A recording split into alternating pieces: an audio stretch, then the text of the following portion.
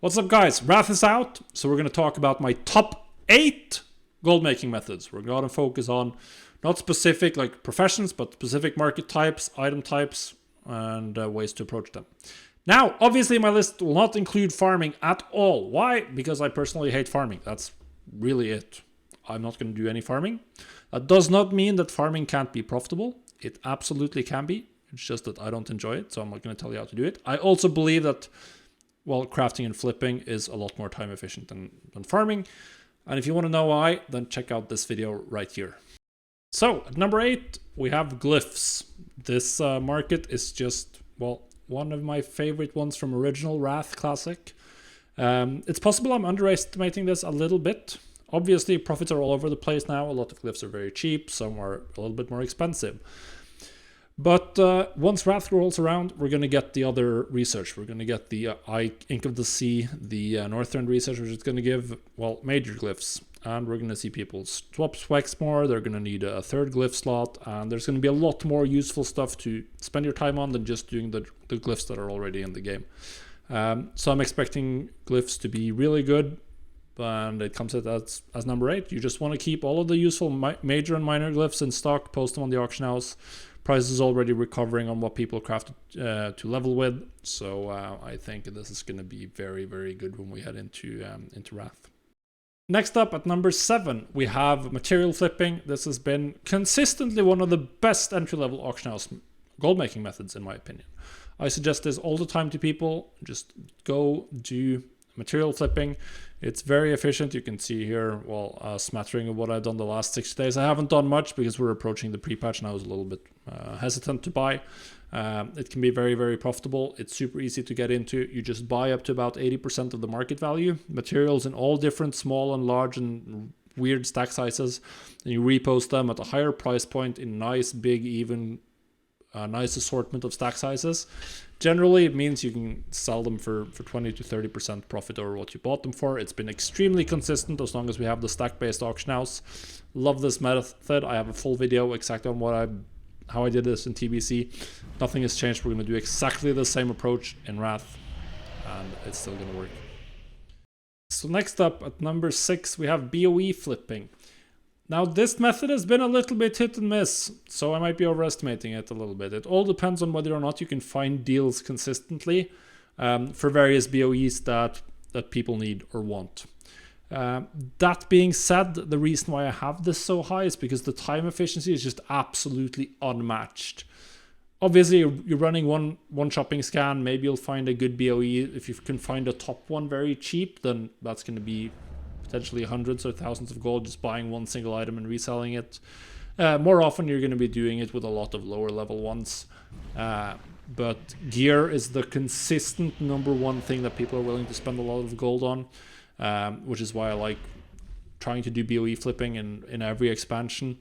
This is definitely, you're just going to have a group of a bunch of rares and epic BOEs that drop around the world and that you know the players want, and you can try to consistently buy them at a cheaper price than what you know you can sell them for. If you can do that, then you can potentially make a lot of gold. Coming in at number 5, we have the category of items that I call permanent item enhancements, and we're looking at crafting professions to do this with. Obviously, I have the first one, the most well-known one, open on the screen right here, enchanting. But that's not the only one. You can do leg armors from leatherworking, from tailoring. You have belt buckles from blacksmithing, but the thing you're looking for here is items that give some form of permanent bonus when applied to a piece of gear.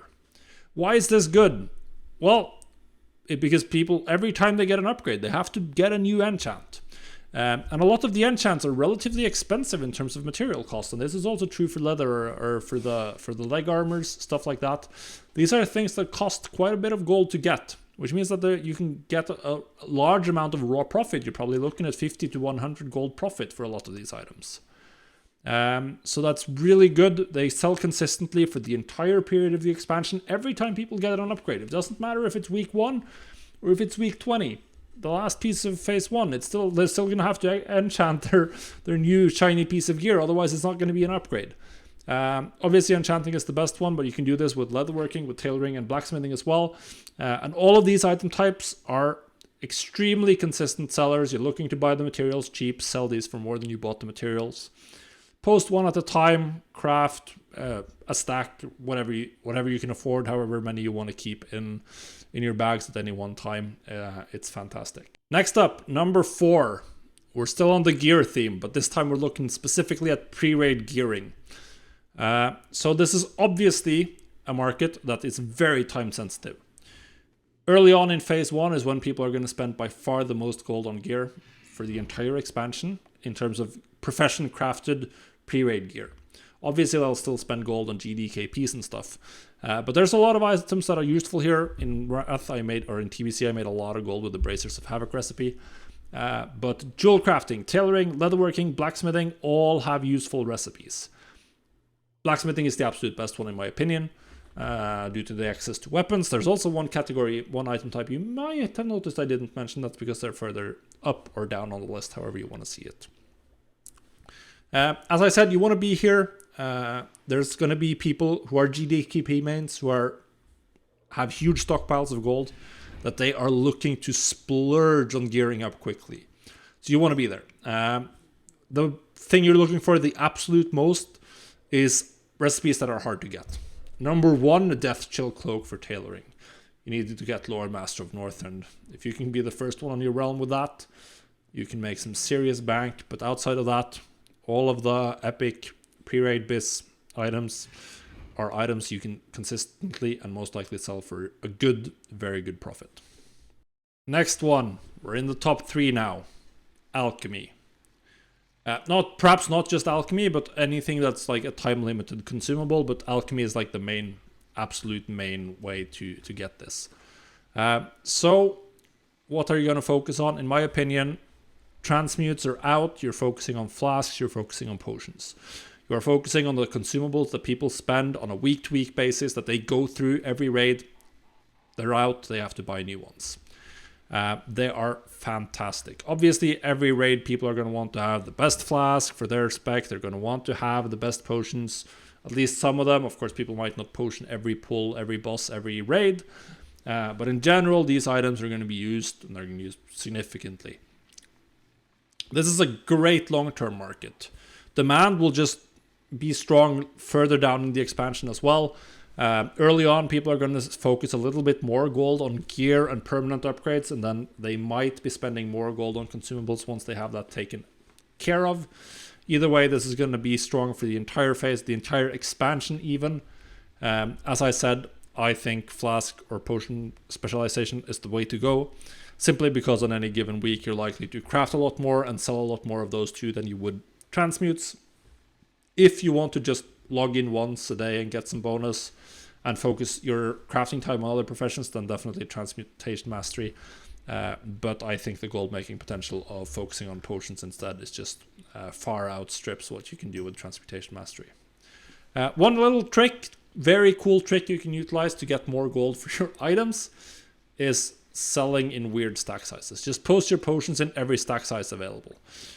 They now stack to 20, which means you have more choices. You can sell them in stacks of 5, stacks of 8, stacks of 12, stacks of 20, stacks of whatever.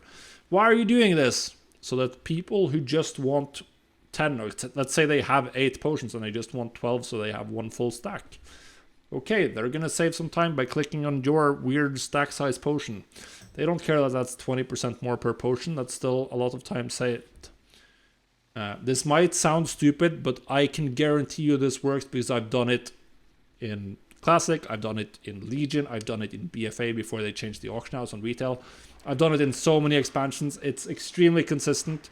It's a way to guarantee you can get more profit out of your potions and flasks, and you have to do it. Alright, number 2. You won't be surprised to see this profession window if you followed me for a while. Prospecting and selling cut gems. This is probably my overall favorite gold making method in the classic version of WoW. It's time consuming, it's RNG based, which is perfect because it means that other people aren't going to bother doing it, and that's more profit for you. Obviously, on top of that, we have the fact that recipes are gated behind dailies in Wrath. Your competition isn't going to have the same amount of recipes as you, they won't have the same recipes as you. there's going to be a significant premium, a significant profit premium, particularly early on, that you can and should take advantage of. One thing to keep in mind, during TBC launch, it took a week or two before gem prices actually increased significantly. Because for the first week, people aren't going to buy rare gems. They don't have their pre-raid best in slot. They don't have gear that it's worth spending the extra gold for a rare gem. They'll just buy uncommons. So don't be afraid to just keep your gems for a little while. Don't try to sell them all off week one. Even though we might see some high profit, just pay attention. There's a not insignificant opportunity that prices are going to go up and you can make even more gold if you hold on to your gems for a little bit. No guarantees though. Make up your own mind, but pay attention. And for the number one slot, we're back in the inscription window, as I'm sure you're not surprised by. The number one early expansion gold making method in almost every expansion where this has been a thing. The Dark Moon decks, the Dark Moon cards. They have been consistent ever since they were added in Wrath. This has been an extremely consistent early expansion gold maker. Something that you want to focus very heavily, very early. Now in Wrath, we have the extreme extra bonus by the fact that the Dark Moon card greatness is best in slot for a lot of classes all the way into Old War. That's perfect. This isn't just pre-raid gearing, this is raid gearing, this is everything. This is every strength character, this is a lot of other classes as well. And then on top of that, we have the added spice of the fact that you have to turn in your finished decks when the Dark Moon Fair is in town, which is going to make the market even more fluctuating and going to give you more opportunities to take advantage of thin auction houses and do loads of auction house PvP and weird strategies if you're into that. Yeah, so many people piling into greatness. It will be very interesting to see how the prices of the other decks shake out. Saw a video just today about someone suggesting to essentially craft about 50 cards. Then you'd probably get 8 Nobles cards, and you could trade those so you get the full deck with other players. If a lot of people would choose that option, then you should definitely partake in the trading market as well as a gold maker. You'll be able to finish a ton more decks and make a lot of extra gold. And if a lot of people are looking to trade and you have a huge stockpile, then you can really take advantage. Keep in mind, as usual, with Dark Moon cards, you have to craft a huge amount of cards. Yeah, the absolute top raw potential of this is just something that cannot be understated. You're crafting something that's going to be best in slot all the way into Old War. This is the best in slot item. If there's one thing players are willing to spend absolutely huge amounts of gold on, it's best in slot gear. Just look at GDKPs, man. This is the same thing, but it's coming from Professions, and it's going to be best in slot for 2 phases. So yeah, obviously that's going to be fantastic, and it's going to be my number one focus for the first part of Wrath. That's it, guys. That's it. Go out and make gold. Well, yeah, the expansion is out. Get to level 80. Get going. Obviously, all of these methods require some amount of gold to get started. The only really, really expensive one, though, is going to be the Dark Moon cards. As you need to craft a huge amount of cards to even get into the game. Yeah, outside of that, you can start most of the others with a fairly limited amount of gold. So if you don't have a lot of gold, look into material flipping, look into alchemy, look into prospecting with jewel crafting. They just require you to get the profession up to 450, so you can actually get into the Wrath recipes. There's a huge amount of gold to be made now. Let's go get it.